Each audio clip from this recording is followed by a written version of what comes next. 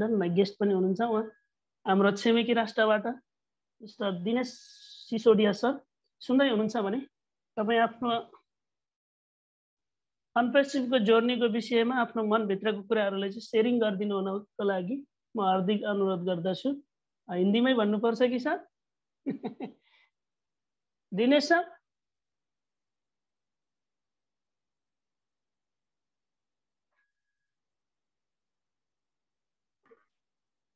Hello. हाँ जी sir, हाँ जी। Sir please continue. Okay sir.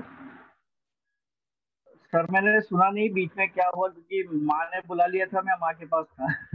चलो ठीक है सर, आपके लिए डिजिटल माइक आपके लिए हस्तांतरण किया है, प्लीज आप कंटिन्यू कीजिए।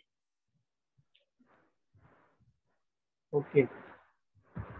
तो कल का सेशन सभी लोगों ने देखा होगा और हम सारे लोग बहुत उत्साहित हैं, और जिस तरह का एनवायरनमेंट ऑन पैसिव में हम लोग उम्मीद कर रहे थे और हमारी उम्मीद के मुताबिक सारी चीजें चल रही हैं।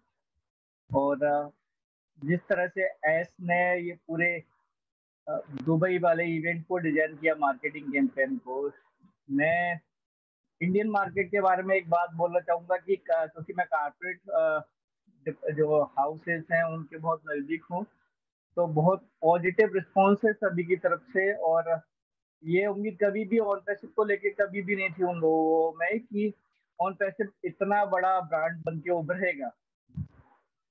तो हमें बहुत पॉजिटिव फील हो रहा है, और प्राउड भी फील होता है साथ में कि हम ऐसे एक ब्रांड के साथ में ये कहें कि जाने अनजाने में जुड़ गए बहुत सारे लोग। तो और वो जाने अनजाने में एक इस प्रोजेक्ट से जुड़ना इतना बड़ा अचीवमेंट हम लोगों के लिए बनने वाला है जिसकी हम लोग कल्पना नहीं कर सकते हैं। और कारपेट हाउस जिस ढंग से लगातार इससे जुड़ रहे हैं, और मैं 2021 से देख रहा हूँ जब एस ने जनवरी से वहां पर टाइप्स करना स्टार्ट किए थे, और उन्होंने कई ब्रांड्स के नाम दिए थे, जिसमें एक यूके ब्रांड था, रॉन करके कंपनी का नाम दिया था, जो डिजिटल सॉफ्टवेयर डिजाइन करती है, और उनके काफी फिजिकल चीजें भी आती है। तो ये वहां पर ऐसने एक बात बोला था कि अगर हम डिले हो रहे हैं तो हमें इस दौरान हम लोग काफी बड़े भी होते जा रहे हैं, क्योंकि हमारे साथ में कई बड़ी कंपनियां हैं, उन्होंने टाइप्स किए हैं। और दुबई तो चुना गया इसको लोग लेके ना इंडिया में खास करके, क्योंकि नेपाल में क्या सोच है मुझे नहीं पता है, लेकिन मैं अनुमान वही लगा रहा हूँ कि जो इंडिया में सोच है लगभग लगभग वही सोच नेपाल में और बाकी कंट्रीज में भी होगी। और यहाँ पर इस तरह का सोच है कि अ, भारत में एडवर्टीजमेंट करना था, अगर भारत से अगर लोगों को ज्यादा ज्वाइन करना था, क्योंकि यहाँ की पॉपुलेशन बहुत बड़ा है, ऐसा सोच है लोगों का। और दुबई में एडवर्टीजमेंट का इंडिया में क्या लाभ होगा, लेकिन लोगों को ये नहीं पता है कि इस समय जो दुबई है वो टूरिस्ट हब बन चुका है, और दुनिया के लिए ये ऐसा प्लेस है जहाँ से हम पूरी दुनिया को ऑपरेट कर सकते हैं एक तरह से। अगर यहाँ पर कुछ भी एडवर्टीजमेंट वगैरह भी होती है, जैसे बुर्ज खलीफा पर कोई भी इवेंट अगर होता है, डिस्प्ले होता है, तो बड़ी बड़ी बात मानी जाती है। जैसे कि अगर मान लीजिए इंडिपेंडेंस डे इंडिया में हो और उसका फ्लैग अगर वहां पर लगा हो, तो मतलब वो अगले दिन न्यूज़पेपर की हेडिंग्स होती है।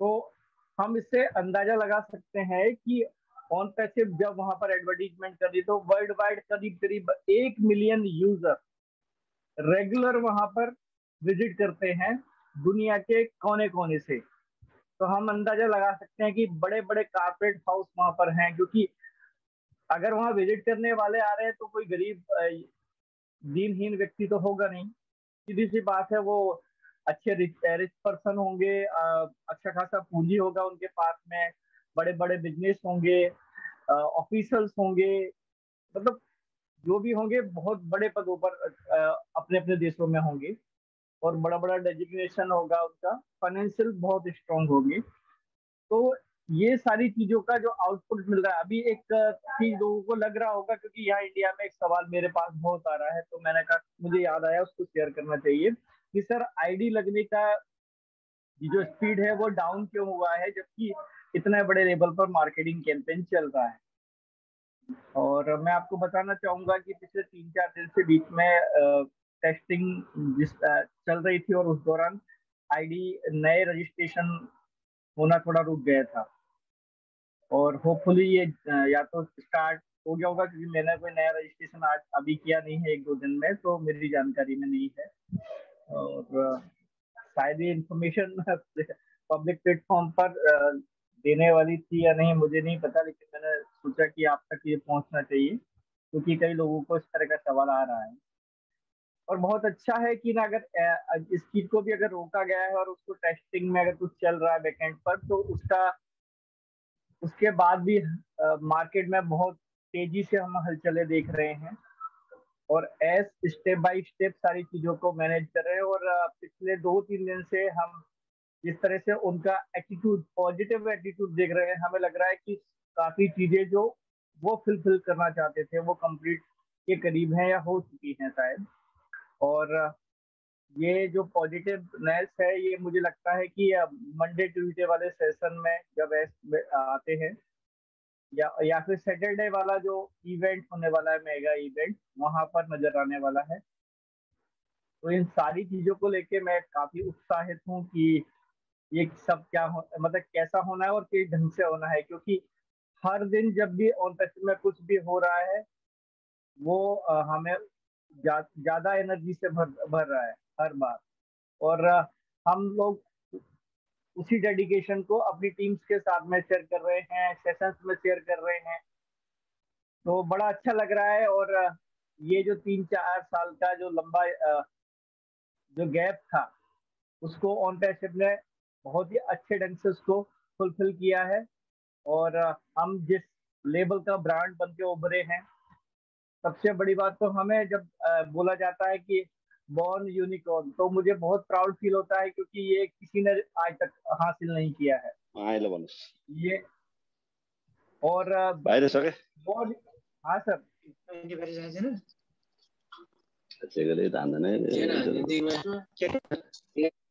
Hello sir, please continue. Okay okay sir, ये सुनना ही बहुत पॉजिटिव फील देता है लोगों को। और कारपेट वर्ल्ड में इसे इसे एक नए नजरिए से देखा जा रहा है। और हमने एक ये, और मैं ये मानता हूँ, क्योंकि जिस तरह से रिसर्च मैंने अपने एमबीए के दौरान बहुत सारी कंपनीज पर रिसर्च किया। मैं जैसे एक एग्जांपल देता हूँ रिलायंस का। रिलायंस का एक 500 रुपीज में एक मोबाइल आता था, और वो पोस्ट पेड वर्जन में यहाँ पर इंडिया में मिलता था। और जब ये मोबाइल मिलना स्टार्ट हुआ, तो लोगों ने इसे हाथों हाथ लिया है। मतलब हर किराना दुकान वाला, हाथ हाथ ठेला वाला, सब्जी वाला, हर किसी के पास में वो मोबाइल एक समय आ गया उनके हाथ में। और मतलब जो ये कहें कि मोबाइल की से जो आम आदमी की जो जो दूरी थी, उसको उसने मिटा दिया था। और हालांकि चार्जेस थे, और तो उसके जो थे वो पोस्ट पेड में तो फीस पे करना पड़ता था, बिलिंग सिस्टम था।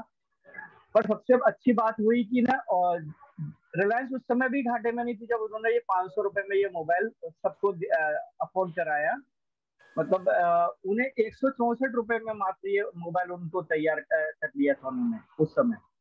मतलब मैं उसमें बैटरी वगैरह के साथ में सारी डिवाइस जो उसके अंदर डला था पूरे, उसके साथ में वो मात्र 164 रुपीज में कंप्लीट हुआ। तो ये इस पर हम लोगों ने काफी रिसर्च किया, और देखा कि ना एक मार्केट में इस तरह का बूम कोई कंपनी ला सकती है। और वो मोबाइल टेक्नोलॉजी के लिए सबसे बड़ा आयाम था। पेट पोलसा। हेलो, ऐसे ही ऑन पैसिव, क्योंकि देखिए ऑन पैसिव ने एक अच्छा काम किया है कि कंपनी को पहले, मतलब कंपनी को मतलब प्रोडक्ट को बनने के बाद में, कंपनी को लॉन्च होने से के बाद में जो मार्केटिंग होना थी, जो जिसकी वजह से एक नया स्टार्टअप हमेशा डूब जाया करते हैं, उन्होंने उस फेज को खत्म किया। और लॉन्च होने से पहले ही, पहले जब हम डेवलप हो रहे थे, उसी दौरान उन्होंने आम पब्लिक को फाउंडर बनने का मौका दिया। और पूरी मार्केटिंग की एक है बागडोर अगर किसी ने संभाली है तो वो हम फाउंडर लोगों ने इसे अमली जामा पहनाया है। और इस लेवल पे कि आज हम 13 लाख, बड़े प्राउड से हम कह सकते हैं कि हम 13 लाख प्राउड फाउंडर हैं दुनिया भर से। और इसमें किसी को भी एक पैसा नहीं आया है, उसके बावजूद हम 13 लाख तक पहुंचे। और अभी तो कंपनी की कोई भी एफर्ट इसमें लगी नहीं है, ये इंडिविजुअल एफर्ट है, माउथ पब्लिसिटी का कमाल है।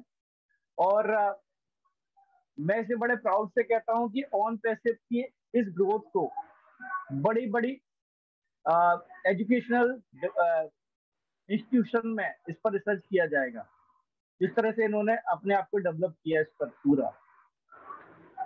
क्योंकि ये पूरे बिजनेस मॉडल को, ये कहूँ मैं, फिलिप कॉटलर करके एक मार्केटिंग के गुरु हैं, और उनकी जो भी बिजनेस स्ट्रेटजीज उसमें लिखी गई हैं फिलिप कॉटलर की, तो ये उसको पूरा पलट दिया है एक एक एक बिजनेस ने, और एस मुफारा जी के विजन ने।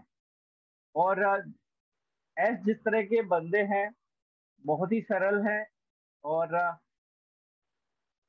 सबसे अच्छा ये है उनके में कि वो फ्यूचरिस्टिक प्लानिंग को बहुत जबरदस्त ढंग से डिजाइन करते हैं। वो उनका विजन बहुत स्ट्रांग है।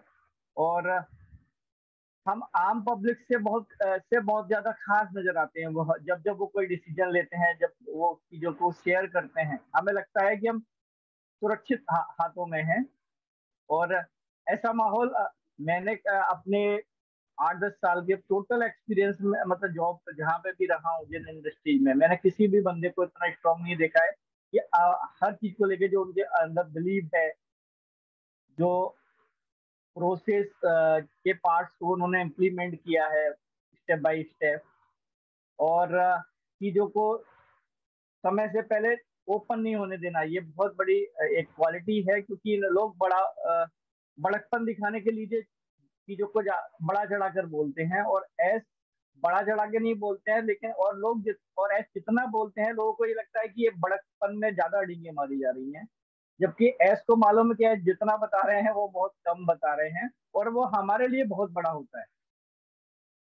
तो ये थोड़ा सा मुझे लगा इन चीजों पर कहना चाहिए, क्योंकि ये बहुत जरूरी पार्ट लगा मुझे। Thank you.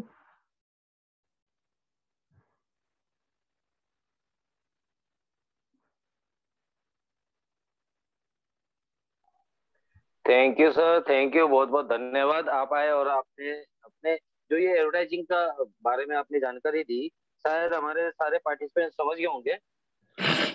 वैसे तो यहाँ पे नेपाली ज्यादा है, नेपाली लैंग्वेज समझने वाले, फिर भी हिंदी भी समझ लेते हैं। तो उन्होंने शायद समझ लिया होगा कि वो ऑन पेसिव का एडवर्टाइजिंग कहाँ से और किस रेशियो के तरह चल रहा है। तो यहाँ पे अपना हम भविष्य देख सकते हैं एकदम, और गर्व के साथ हम कह सकते हैं। एक नॉर्मल भाषा में होता है ना गर्व, लेकिन हम एकदम बड़े फील के साथ, बड़े सीना चौड़ा करके हम कह सकते हैं कि हम ऑन पेसिव के फाउंडरशिप लेकर बैठे हुए हैं, जो बिजनेस हमारे लिए क्रिएट हो रहा है।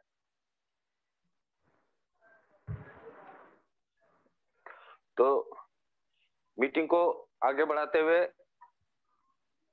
म यहाँ हाम्रो विक्रम सर हुनुहुन्छ र दिनेश सरलाई धेरै धेरै धन्यवाद।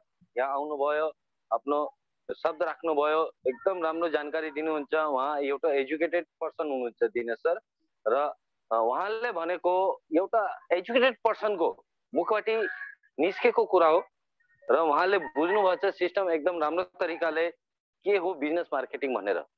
उहाँ पनि एउटा एकदम प्राउड फाउन्डर हुनुहुन्छ। र साथै अब हाम्रो नेक्स्ट जो हाम्रो